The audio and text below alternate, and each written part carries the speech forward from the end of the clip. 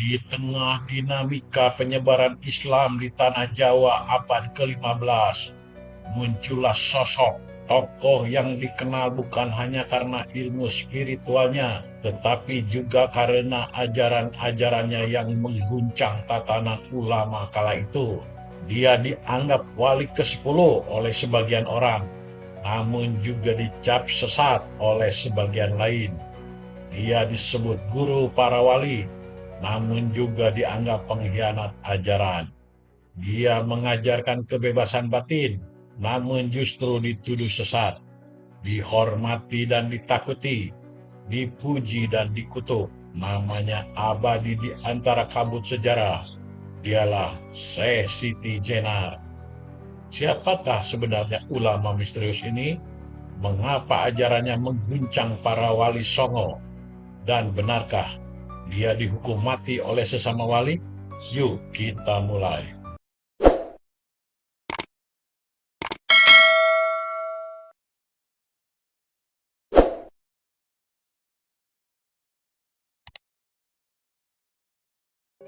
Syekh Siti Jenar diperkirakan lahir pada abad ke-15 di Cirebon atau sekitarnya.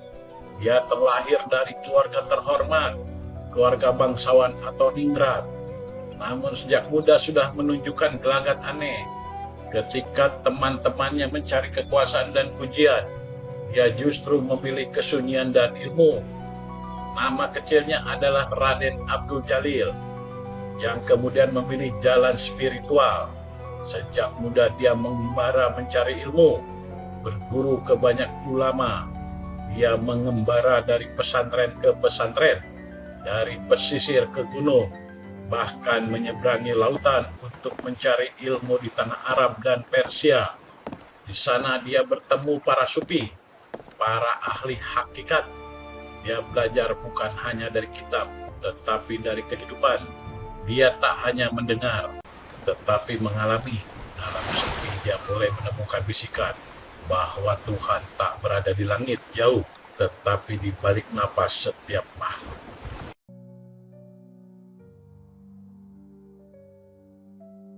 Setelah bertahun-tahun belajar, Syekh Siti Jenar kembali dengan ajaran spiritual yang mendalam, membangun pesantren kecil. Dia justru memilih tinggal di hutan, membuka kelas spiritual di antara pepohonan. Murid-murid datang dengan hati kosong, dan dia mengisinya dengan ajaran yang dipandang kontroversial. Manunggaling Kaula Gusti, penyatuan antara manusia dan Tuhan. Menurutnya, hakikat sejati manusia bukanlah sekadar makhluk, tetapi bagian dari Tuhan itu sendiri. Tuhan tidak jauh, Tuhan bukan entitas yang terpisah. Tuhan ada di dalam setiap insan. Wahai para santri, Tuhan itu esa, masuklah ke dalam jiwa kalian. Manunggaling Kawula Gusti. Ingatlah bahwa sesungguhnya Tuhan itu ada dalam dirimu, menyatu dalam setiap hembusan napas.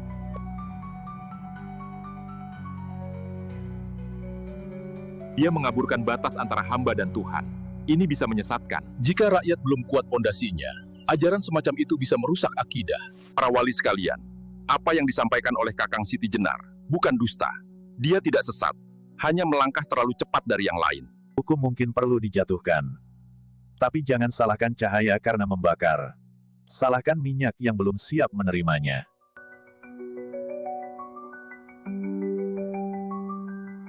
Aku telah melewati batas huruf. Yang tersisa hanyalah keheningan, dan di sana aku menemukannya. Jika kalian ingin membunuhku, maka bunuhlah. Tapi ketahuilah, aku sudah pulang, bahkan sebelum kalian membacakan vonis.